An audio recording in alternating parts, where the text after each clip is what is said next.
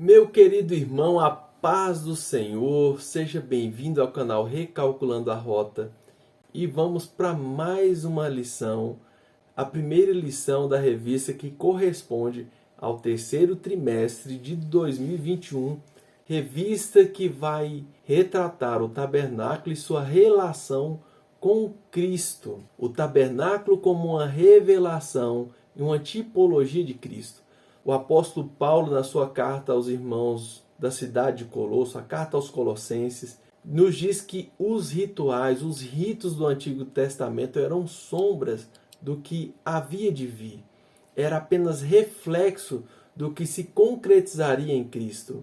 O escritor da carta aos Hebreus, no capítulo 8, diz que o tabernáculo era uma sombra, na verdade apenas uma representação do que seria definitivo, que era a vinda do Cristo. Então nós vamos começar essa lição, vamos estudar essa lição.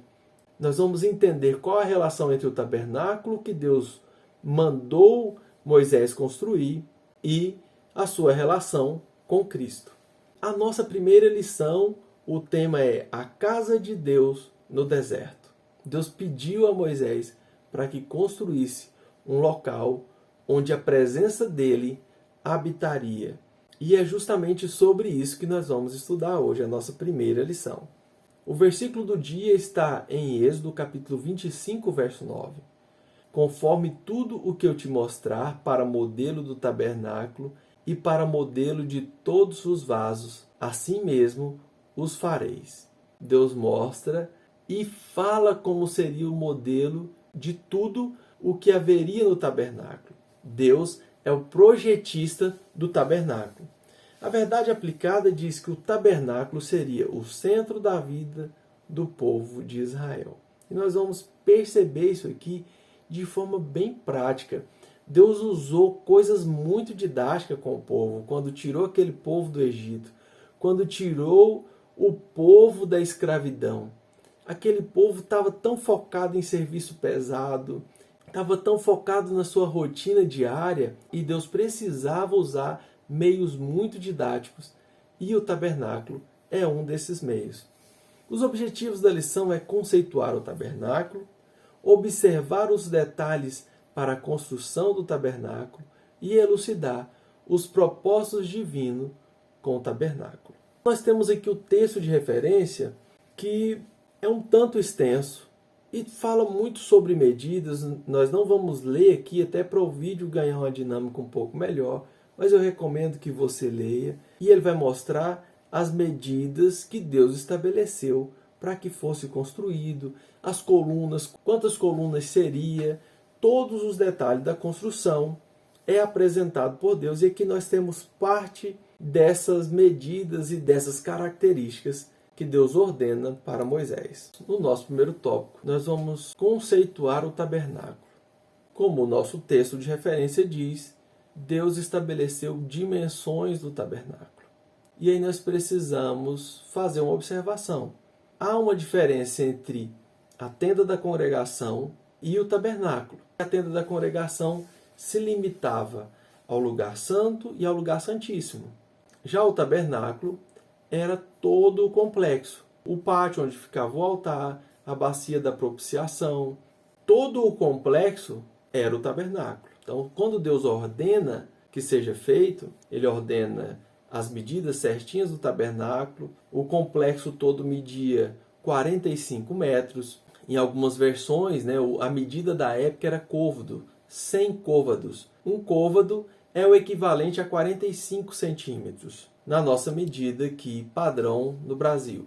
Os 100 côvados é o equivalente a 45 metros de comprimento por 22 metros e meio de largura, o que formava então um retângulo perfeito. Esse tabernáculo, ele ficava no meio do acampamento, com 4 agrupamentos de 3 tribos, disposta um agrupamento ao norte, um agrupamento ao sul, outro agrupamento a leste e outro ao oeste. E o autor nos coloca aqui que essa forma de agrupamento ela fazia o desenho de uma cruz.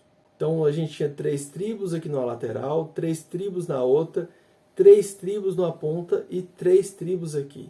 E essa forma de organização aponta para uma cruz, o qual no centro está o tabernáculo, o lugar que Deus ordenou que fosse feito para comportar a presença de Deus. No subtópico 1.2, nós temos uma pergunta aqui.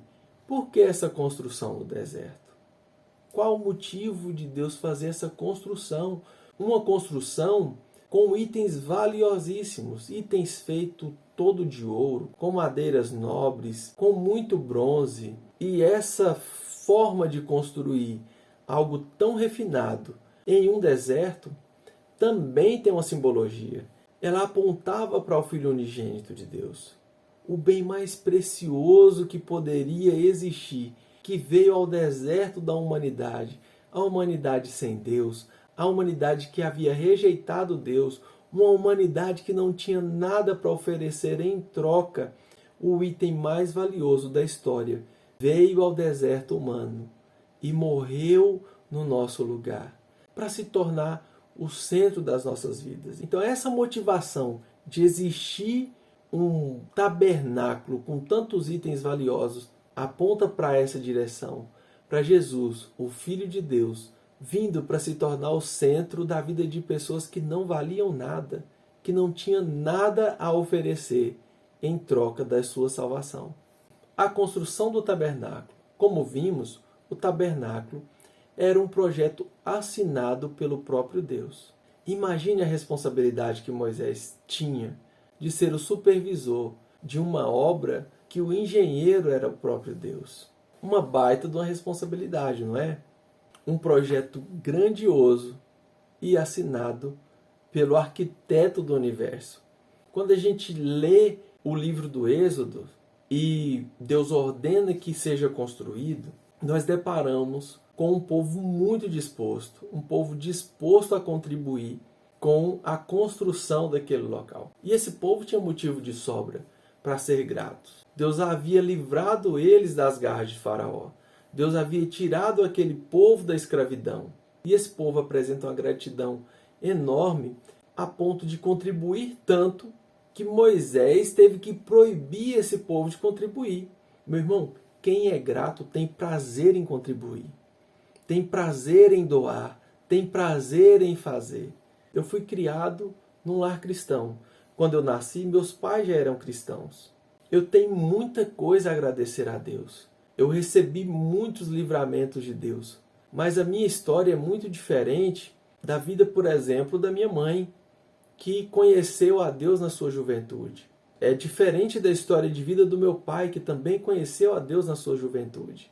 E essas duas pessoas, como muitas outras, experimentaram uma vida de escravidão, às vezes pelo cigarro, pela bebida, uma vida de infelicidade, uma vida de falta de sentido. Quando essas pessoas se encontram com Deus, quando essas pessoas têm a sua vida mudada por Deus, a gratidão é maior. A gratidão é muito maior. Isso me faz lembrar daquela passagem que está relatada por Lucas no capítulo 7, em que Jesus é convidado para uma refeição na casa de um fariseu. E durante a refeição, o texto nos diz que uma mulher pecadora chega e começa a ungir os pés de Jesus. E o pessoal da casa começa a colocar em dúvida Jesus.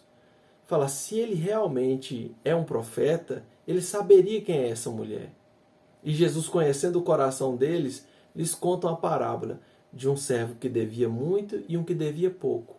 Os dois têm a dívida perdoada e Jesus pergunta ao dono da casa, quem seria mais grato pela dívida que foi perdoada? O dono da casa fala, com certeza, o que devia mais. E Jesus fala, por isso essa mulher está aqui ungindo meus pés. Eu cheguei na sua casa e você não me recebeu de forma decente. Mas essa mulher está aqui ungindo meus pés, lavando os meus pés. Esse povo demonstra uma enorme gratidão pelos feitos que Deus havia realizado com eles, tirando eles da escravidão do Egito. Meu irmão, nós precisamos, assim como esse povo, nós precisamos aprender essa lição. Nós precisamos ser gratos. Nós precisamos demonstrar mais gratidão. Na construção havia a ação do Espírito de Deus. Deus separou 2 homens cheios do Espírito de Deus, Bezalel e Aholiabe foram escolhidos para a execução da obra. Deus falou para Moisés: olha, tem 2 homens cheios do meu espírito. Eu enchi eles com meu espírito e capacitei eles para exercer e coordenar a função de construir, de executar todo esse trabalho. Na obra de Deus, Deus sempre levanta e capacita pessoas para fazer. Em que Deus tem te capacitado? O que você precisa construir, meu irmão? Nós precisamos ser responsáveis com o que Deus colocou na nossa mão para fazer. E para fazer a obra de Deus, para fazer as coisas de Deus, a capacitação e a presença do Espírito Santo é imprescindível. Nós precisamos ter capacitação vinda do Espírito Santo e a presença dele conosco. Os propósitos de Deus com o tabernáculo.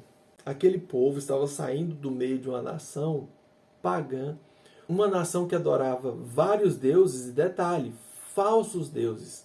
Deus tirou aquele povo daquele meio para fazer deles um povo separado, um povo santo. O tabernáculo tinha essa função pedagógica, e nós vamos entender isso aqui, de fazer com que esse povo entendesse e adorasse apenas a um Deus, um só Deus. Deus separa esse povo, tira eles do Egito para desenvolver nesse povo uma vida de adoração.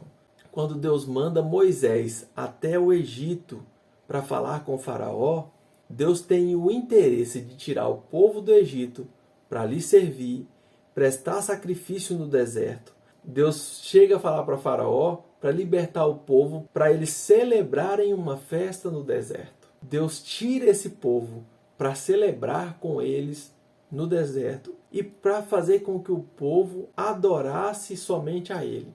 E no decorrer das propostas que Faraó faz a Moisés, nós vamos perceber que sempre haverá empecilhos, sempre haverá algumas coisas. O Egito representa o mundo, Faraó representa o nosso inimigo, representa Satanás, que tenta de todas as formas fazer com que essa vida de adoração não seja estabelecida de forma plena.